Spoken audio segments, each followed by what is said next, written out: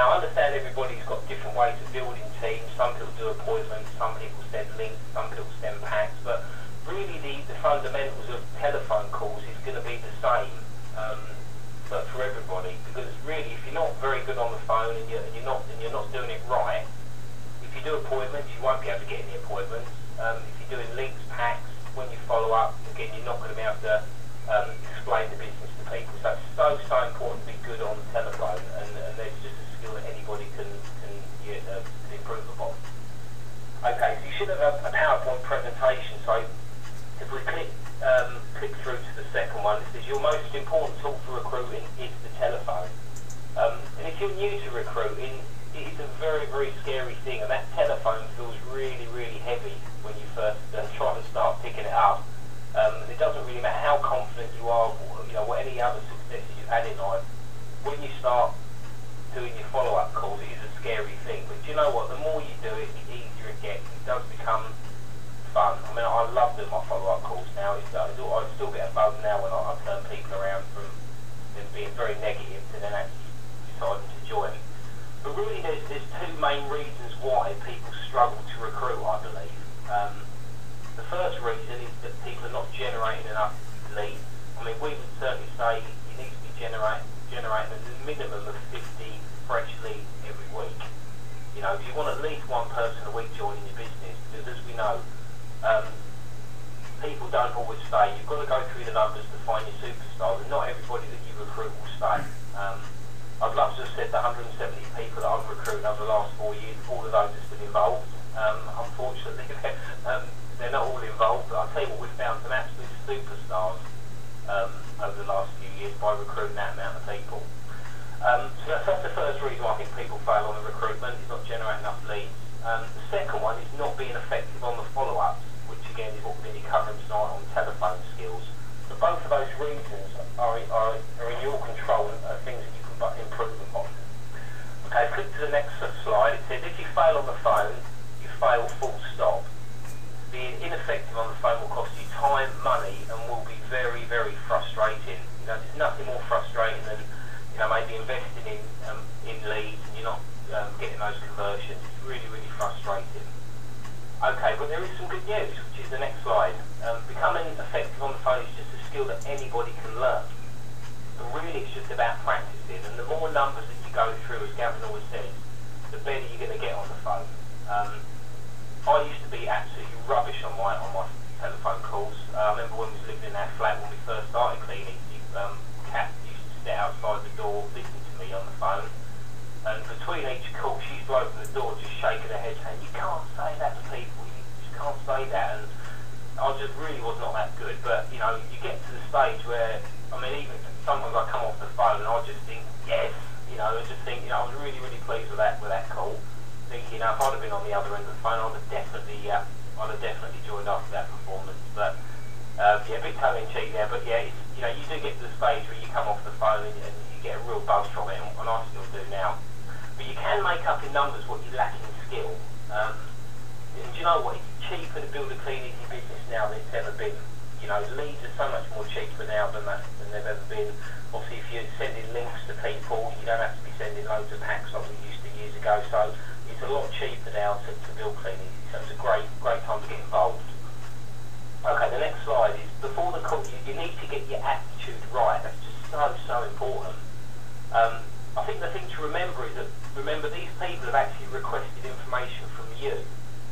You're not just ringing them up and cold calling as if you're just ringing through a telephone directory. They've actually requested information from you. So what they're basically saying is, please help, please help.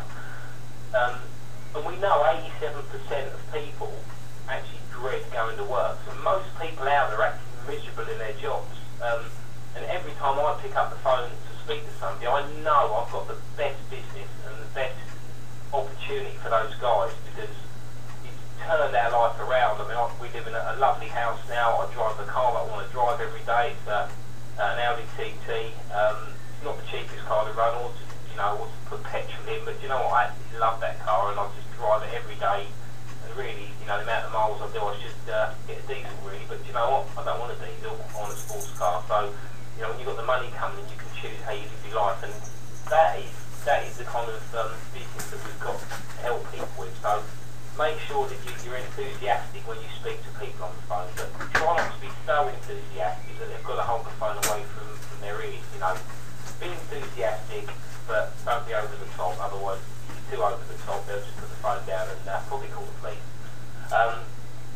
But also you need to have fun with the calls. You know, we've been doing some telephone role plays with our team recently, and I've listened to lots of people that I've tried to help in our team over the phone, and sometimes, you know what, people, I think they're just a bit too serious when they're doing the follow-up calls. I think you just need to have fun with it at the end of the day, and as Gavin says, I think you need to come across as a friend at the end of the day. You're trying to help people, just come across as a friend, try not to be too serious, just try to be a bit more relaxed.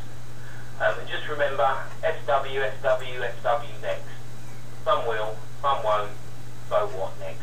You know, if people are not going to ready to join there and then, that's fine. It could just be that the timing's not right for them, but obviously stay in contact with them, and obviously use all the autoresponders and everything that are available now. Okay, so we've got 10 proven strategies to explode your recruitment on the telephone. Okay, so these things, again, are the 10 main things after 11 years of doing telephone calls and recruiting hundreds of people, that I would say is going to be the key to help you. So take what you can. It might be slightly differently how you do it. So all I would say to you is, you know, give it a try. If you don't like it, then, you know, have a chat with your upline, see what they're doing. But, you know, it's just, it will do it slightly differently. But you know what, it's so important to be on track with your recruitment, and it's really, I think, important to measure your recruitment as well. And I think it's important that you know your ratios. Now what I mean by that is, I think you need to know how many people that you speak to before how many people join. So if anybody ever comes to me in our team and says they're having trouble speaking to people on the telephone, or they don't seem to be recruiting that many, the first thing I'll do is I'll ask them how many leads they've generated over the last 3 months, how many people they've recruited, and then that will give you a conversion rate. Now, if somebody's conversion rate is 1 in 100, that's 100 people to get one person in, and there's another person that their recruitment rate is 1 in 30, obviously the person with the recruitment rate of 1 in 30 is obviously going to be better on the phone, aren't they? And that's really the bottom line. So if you're taking 100 leads for you to get one person in, and your upline is getting 1 in 50, would it not make sense to have a chat with your upline and get them to help you? Because at the end of the day, it just means they've got more skills than you. You know, it doesn't mean they're a better person or anything like that. It just means they've probably had more practice on the phone, they've got better skills. So what I would say is never ever just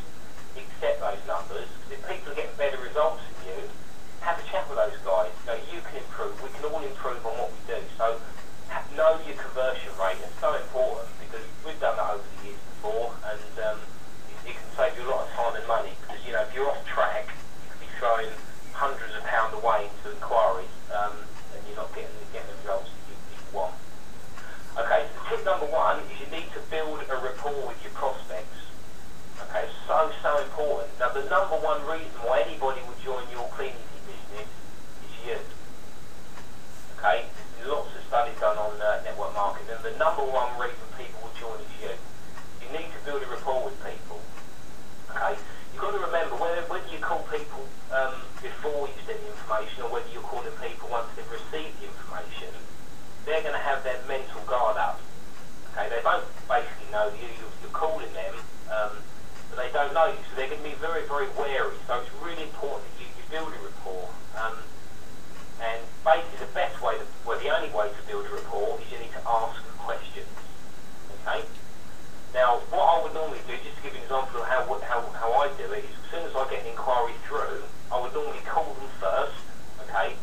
And just give an example. So say Gavin has just requested some information on working from home. I'd give him a call and I'd say, oh, hi, is that Gavin? And he'd say yes. And I'd say, hi Gavin, it's John Webb calling. Just a quick call. You requested some information online a little bit early today about earning some extra money. Just a quick call really. What was it you're looking for? Is it something part-time or full-time? Okay, and then they'd normally answer. And then I'd say, okay, that's fine. So you just looking for something kind of part-time. Are you working at the moment? That's another great question to ask people. What kind of line of work are you in? all of this time you should be writing notes as well. So whenever you're speaking to people, always write notes on them because you can always refer back to those later. So you're getting an idea of what they want. So ask them if they're working, if they want something part-time or full-time, have they got 8 to 10 hours a week. So that's really, really important just to ask those questions because you will start relaxing people. And people are really, really appreciative when you actually ring them up and ask them a few of these questions. Okay?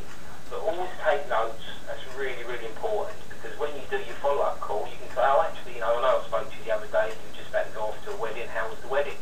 And they'll be really impressed that you remembered that. Now, the fact is you didn't remember it, you just looked at your notes and, in fact, if you can remember certain I think the tip is if you can remember lots of conversations with your prospects, you're not speaking to enough people. Okay? So, ask questions is so, so important.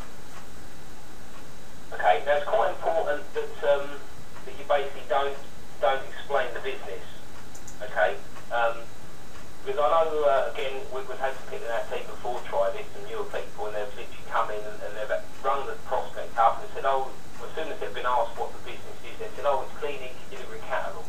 You know what, if you do that, you're just going to lose people. And it's a shame, really, because I'm really, really proud of being a clean easy distributor and the life that it's given us. And I'm not ashamed one bit of being a clean easy distributor. I actually love it. But I just don't want people prejudging the business like they do and prejudging themselves out of an absolutely brilliant opportunity. I think if someone had rung me up initially and just said something about delivering catalogs, I would have just said, no, it's all right, don't send the information, But I didn't realise what was available, and most people are the same. So it's so important, I think, to let the tools do the work. We've got a brilliant video presentation with Amanda Lamb on there, and that's great to explain how the business works. You've got lots of different people on the video that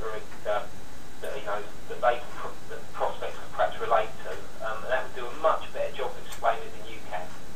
Okay, so it's important that no matter whether you ring people up first or you've rung them up and they've not given you information, try not to get caught into trying to explain the whole business. Get them to view the video first. In fact, I won't tell people what it's about. I'll just say, look, best thing to do that haven't really got time to explain that, but you're better off watching the 15-minute video. That will explain it. That will answer most of your questions. We can have a chat after that, and then we can, answer any other questions if you've got any. So that would be my advice. Just don't explain the business over the phone. Let the tools do the work, whether it's the link, a pack, DVD, whatever. Okay. Tip number 3. How to answer the dreaded question, what is it? I think that's one of the main reasons, to be honest, why a lot of people don't do the 3-foot rule. I mean, that's such a cheap way to generate leads, isn't it? Just ask people if they know anybody who might be interested in earning some extra money.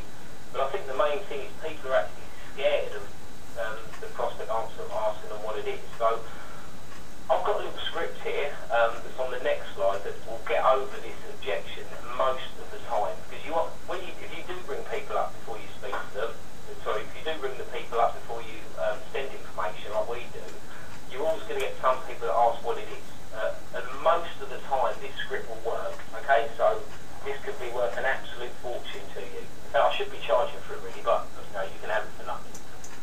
Okay, so the script is, if they ask what it is, in other words, if I've just rung them up and they get a bit suspicious, I would say, well, we've got a variety of positions available depending on how much time you have and how much money you're looking to earn. I have another 50 people to call, so I haven't really got time to explain it now, but if you watch the 15-minute video presentation on our website, that will explain what's available. Now, I will send the link to you now. The email will come through from John Webb, and it will say, thank you for your inquiry in the subject heading. And then, I would normally say, when do you think you'll have a chance to look at it? I think that's quite important. You need to stay in control of the call, and a lot of people, when you ring them up, they say, oh, I'm actually in front of the computer now, I can watch it now. But that's brilliant, okay, because then you can schedule the time where you know when they're going to watch it. There's no reason why within maybe half an hour, even an hour, I think you can do a follow-up call. You need to be speaking to people while they're hot, and people do go hot and cold very, very quickly as prospects. So you need to kind of speak to them as soon as they've watched that video and while they've got that excitement. Now, it's important that you tell them that the email's coming from you, and so I'd always say it's coming from John Webb. And you've got to be very careful what your email address is, because people set up the most ridiculous names on their emails. It's incredible, really. Saying my email address was, John at axmurderer123.co.uk, if they suddenly see that email coming through, do you think they're really going to be, really going to treat it seriously? In fact, they certainly wouldn't want an appointment locally if that comes through. So, just be aware of what your email says. Make sure it's professional. I was actually asked when they're going to look at it, and then what I would say, once they tell me, I would say, excellent. If you could give me a call once you've watched the video, I would be more than happy to answer your questions. So, I would always say to them, if they can give me a call, okay, rather than me say to them, I'll tell you what, I'll give you a call in an hour. Because what I used to find, what used to happen, is, what it's like, if they look at the video and they're not interested, are they going to be avoiding your phone call in an hour? I would say so. So, I just want to speak to people at the end of the day, whether they want to join, whether they don't want to join. I don't want, keep them avoiding my calls, so I want to get hold of them. So I would say to them, give me a call in an hour and we can have a chat in a bit more detail. But you know what, in an hour, I will call them anyway. Don't ever rely on people to call you back. It's very rare, to be honest. So I will do the follow-up call anyway. But it's quite important that that they're not, perhaps if they're not expecting your call, that you can get hold of them and at least have a conversation. Okay, tip number 4, the follow-up. Okay, the follow-up, here's some key phrases that you can actually use, and they really can earn you an absolute fortune. Now, the most common response that you're going to get from your prospect once you've sent the information is, it's not for me. Now, you need to expect that, okay? When you're new to follow-ups, it's a bit of a shock that nearly everybody says it's not for me. Most of the time, it's because they're probably prejudged the business, they're probably not watched the presentation, so it's so important that you expect it, but as Bob says, don't ever accept it. Don't believe them. Okay, so you've got various replies you could do. If it says it's not for me, some people I'm sure would probably say, okay, no problem, put the phone down. Okay, I wouldn't recommend that at all. I would highly recommend you use the next key phrase, and I learned this from Andy Stevenson when I was first trained on telephone skills, and I still use this to today. So as soon as your prospect says it's not for me, what you could then say is, oh, well, that's a shame. Just from our records, what was it that put you off? Okay? Because there's always going to be a reason or an objection that's put them off. Okay? And then, when you find out what the objection is, you need another key phrase is to use feel, felt, found. Okay? Or you could use your own words. So, if we move on to the next slide, where it says number 5, don't believe their objections. I think it's so important to don't believe their objections. And I think this is one of the reasons why we've signed so many people up with 200 catalogues, because I really believe that there's not that many people that could not afford 200 catalogues. Because I'll tell you what, you've got these people that say they can't afford 200 catalogues, but if the television was blew up the next day, how many months would they go without a television? Now, I think we all know the answer to that, don't we? I think, we know the answer that they would find the money somehow to get a television. If something went wrong with the car, they'd find the money for that. So really, I think it's our job to kind of show them and help them deviate around any financial challenges and just show them they can be back in profit within the first couple of weeks. But it's important to use feel, felt, found. So I'm going to quickly rattle through these objections as soon as I can, as quick as I can, sorry, and just basically what I say. So when they say it's not for me, which they generally will, to be fair, that's not the real objection. That's them trying to fob you off really. There's normally an underlying reason or a question that they've got why they don't want to join PDC. So when they say it's not for me, you say, okay, well, that's a shame. Just for my records, what was it that put you off? Now what they might say after that is, well, I don't want to do the catalogues. And then you could use the feel, felt, found, which is a great way to get over that. You say, well, I know how you feel. I felt exactly the same way when I looked at PDC 11 years ago. But what if you found was that there's quite a lot more to this business than just doing the catalogue side. You can earn some good money just doing the catalogues, and it's very, very flexible. But there's a lot more to it than the catalogue side. Had you considered the more exciting side of the business? And then they might say, no, what's that? And then what I would normally say is, well, what about maybe the team building and the management side? What we can actually show you how to do is once you've got some proof that it works for yourself on the catalogue side, we can actually show you how to build your own team of distributors. And basically, as your team grows, so does your income. And a lot of the time, if you think people are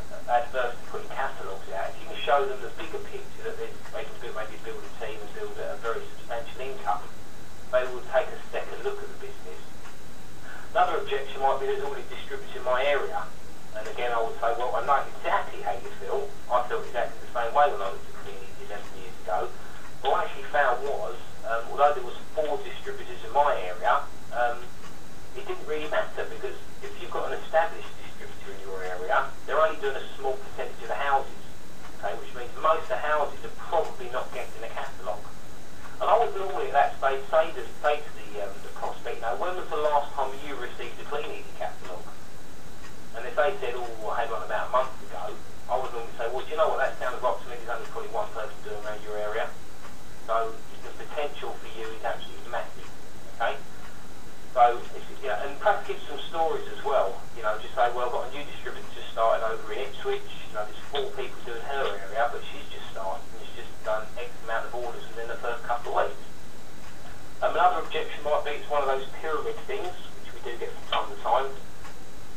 Again, a lot of people don't really know what pyramid selling is, so I was just giving a brief explanation of what pyramid selling is, and just kind of say that, it's where you had to buy products and then you had to move them on to somebody else at a higher price, and somewhere down the line somebody got left with a garage full of stock. And the great thing about Clean Easy is you don't have to buy any stock at all. You only ever order products from Clean Easy when you've got a physical order from the customer. That normally gets over the pyramid selling objection, and you can also tell them that obviously pyramid selling is illegal. And Clean Easy is actually part of was one of the founder members of the DSA, which actually outruled pyramid selling anyway, so it's certainly not pyramid selling. Another objection you might get is I can't afford it. Anybody heard that one before? Again, I just don't believe it. I really don't believe it. And again, that's perhaps why I just help people deviate around trying to find the money. But I would still say, I wouldn't say I don't. I mean, you can't say to the prospect, you know what, I don't believe you, you're lying. Probably not one of the best techniques to use, but again, you still felt found. So if they say, I can't afford it, you say, well, do you know what, I know how you feel. I felt exactly the same way when I looked at Clean Easy. In fact, I was in a few £1,000s worth of debt. But what I found is I did start with Clean Easy. I was back in profit within 3 weeks. And it's been the best investment we've ever made. Our top check is £4,000 for 4 weeks, and just under £1,000 a week on average. Well, that cost me £164 to start. It's been a brilliant investment. And then obviously you've got different options, but that will normally overcome I can't afford it. But if you just accept that and put the phone down, you really are missing out on lots of prospects that could find the money if they really, really wanted to. I'm not sure I'm going to have time to go through every one of these objections, but another one is I've got a job now. I mean, that's quite funny actually, because there's been people out there, prospects, that have been looking for jobs for the last 2 years. And as soon as they apply for the Clean Easy opportunity, and you do the follow-up the next day or the same day, and you send them the information, and then literally the next day they've got a job. It's amazing, isn't it? It might be true for some, might not be true for others, but again, what you could say is, well, do you know what, this is absolutely brilliant. This business works so well around a job. In fact, I think sometimes it's better if you've got a job and you can do Clean Easy in your spare time, and you can build it up with no pressure. And then when your income from your Clean Easy business overtakes your full-time income, then it's up to you whether you quit your job or not. So again, there's other objections here as well. People say they've done something similar, and I always just say to them, well, what have you done in the past? If it's Avon or Betterware, and I just normally explain the differences between the two. Just say, to be honest, they're not anything similar to Clean Easy at all. Other people might say I've done it before. Now that's quite an important one really with the objection, if they've actually done it before, because you could spend hours on the phone to this person trying to get them back into the business, but just something to remember is that if it's been less than 2 years since people have actually joined Clean Easy, you could do all the work of getting them back involved in it, but they would actually have to go back under their original upline. So it's quite important to remember that if you're speaking to people that done Clean Easy before. But don't rule people out. If you respect your prospect that's done Clean Easy before, I would always ask some pertinent questions. I would always say, okay, that's fine. How long ago did you do it? How many catalogs did you put out? What was the support like? Because most of the time people haven't put enough catalogs out, or the team support wasn't there, and that's the reason why they probably failed. So I would say to people, well, if you join our team, get full help and support. We really pride ourselves on that, and things will be a lot different this time around. network around here. Again, give examples of people. I think that's the main thing. Just give lots of examples of new people that just joined the team. I would just want a proper job. With the recession, people won't buy. And I would just say to people on that one, so I'm going quite fast now, I'm trying to get through these ones. With the recession, people won't buy as an objective. But I say, do you know what? The recession has done us a favour, because the catalogue sales are as good as they've ever been. And from a recruitment point of view, things are going absolutely crazy now. You really couldn't join at a better time. And when people say, why should I have to buy the catalogues? I would just say, well, basically it is a business. You know, like any business, you just have to invest. If you want to become a window cleaner, you have to buy a ladder, and cleaning is exactly the same. But you keep reusing the same catalogues over and over again, so, you know, that's quite easy to overcome that objection. Right, okay, rattling through. Number 6, give lots of third-party stories. So just to add credibility to when you're speaking to your team members, when you're speaking to your prospects, just give examples of new people that have joined your team. If you can give your story, which I think is really important, you give your retail story and how well you did in your first few weeks. But I always find that, you know, that saying, I mean, like I spoke to a prospect earlier tonight, and I said, well, you know what, I know how you feel, you know, about not getting any orders, but I've got a girl that's just started over in Ipswich a few weeks ago, and she actually did £1,200 worth of orders in her first 2 weeks. She earned £320. I've got another girl, another lady that's lives in the same town as me. She lives about 2 miles away from me. She earned £850 in her first month. So by giving these stories, that really, really is powerful. So, you know, don't neglect giving stories. And even if you've got a whole list of, you know, little people on your wall at home with how much they've earned, what they've done, just you refer to those when you do your follow-up. So important. Okay, tip number 7 is don't talk too much. Because, you know, sometimes you can actually sell the business to your prospects, and keep talking, you actually end up buying it back. Okay, if you talk too much, people will switch off. So it's so important that you ask lots of questions, take an interest in them, because people's people's favourite subject is themselves. Okay, so, you know, just keep asking questions, take an interest in them, and just try not to talk too much. Okay, number 8, people buy people first. And just, it's so important to do whatever it takes to speak to your prospect, because again, you're the main reason why people are going to join this business. So I just do whatever it takes to speak to them. You know, if I have to put 141 in front of my number, if I feel they're avoiding my call, I'll put 141 in front of my number so they don't know it's me coming through. I'll pinch Kath's phone and use all of her 3 minutes up to call prospects. It's amazing when I do a night of follow-up calls with Kath's phone, how many more prospects I catch in. But just do whatever it takes to speak to your prospect. And if you get a little text saying it's not for you, not for them, or you get an email, it's not for them, it's so important to still follow up. It's just the same as if they said it's not for them on the phone, but they're just texting you or emailing you. Again, don't believe them. You know, it's just so important to just do the follow-up. So, you know, don't believe their objections. But I had a guy earlier this evening, and he sent me an email saying he's watched the presentation, he's decided he wants to get a job now, it's not for him. I gave him a call anyway. I said, you know, thanks very much for your email. I got just letting I got that safely. But again, just for my records, what was it that put you off the cleaning business? And I had a really good conversation with this guy now, and I've just sent him out, going to send him out an information pack tomorrow because he's really, really interested now. And it gives me another kind of, you know, another conversation with him early next week.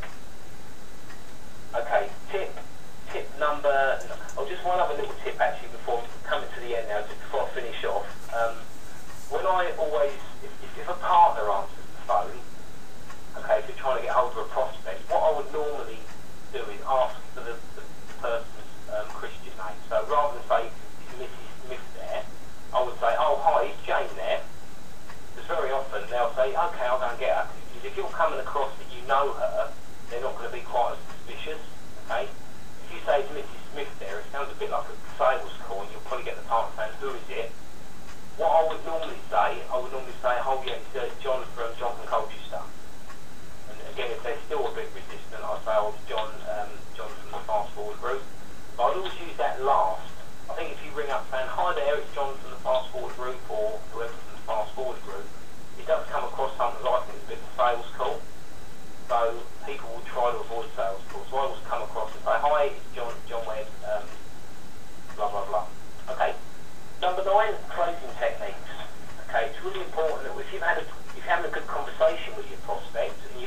answer all their questions, then don't let the conversation just keep going on and on and on. Just be brave and just say, okay, well, is this something that you can see yourself doing, or would you like to get started? And then if they say no, then you could go back and say, okay, well, what is it for my records that's putting you off? Okay? If you've answered all their questions and it's going really, really well, just ask if they'd like to get started. Because you might get a surprise and they might say yes. Another big tip I would give you is if you're going to when you send the online, when you send the link for the online registration, I would always do the online registration with them on the phone. I tell the main reason why is a lot of people get to where it's got details about the credit agreement and maybe the easy reach and the monthly internet charge or whatever, and people get to that stage and they kind of, and they start getting these second thoughts. So it's really important to talk them through those bits and just say that as long as you pay your clean easy account on time, there's no interest charges. You can talk about the benefits of the easy reach system and that is a monthly charge. If they're earning £200, £300, £400 a month, just spend £10 a month. The internet charge is not a problem. So do talk them through the online registration. And lastly, tip number 10 is seek help from your experienced top recruiting upline. So find out who the top recruiters are within your business upline, and just go and sit with them. Just ask them if you can go and sit and listen to them on the telephone. Ask them if they can maybe come and listen to you. Maybe you could do some role play like we're doing with our team once a week at the moment. We're doing a conference call, we're all taking it in turn being the recruiters and we're all being prospects. That's quite good fun, but it's great practice. But I think the main tip is just get good on the phone. It's just a skill anybody can learn and it can pay you an absolute fortune. For us to be earning just under £1,000 a week, and a lot of that is residual income, and working with people who want this business has actually turned our life around. And I think what I can just thank the telephone for that really, because we have £220 in the first month. We don't really do much more retail than we did when we first started. But the extra money we're earning now is from the team building side, and that's all to do with telephone skills. So I think I've gone on long enough. Sorry it's overrun, Gavin, but hopefully everybody got some good tips from the training, and just hope everybody gets a few more people coming in, because there's loads of people out there looking at the moment.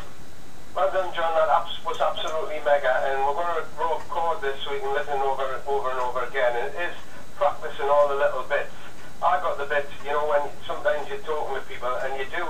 I've seen people talk people out of it. You can hear them on the other. If you're listening to what they're saying on the other end, you can hear when you're sort of losing it.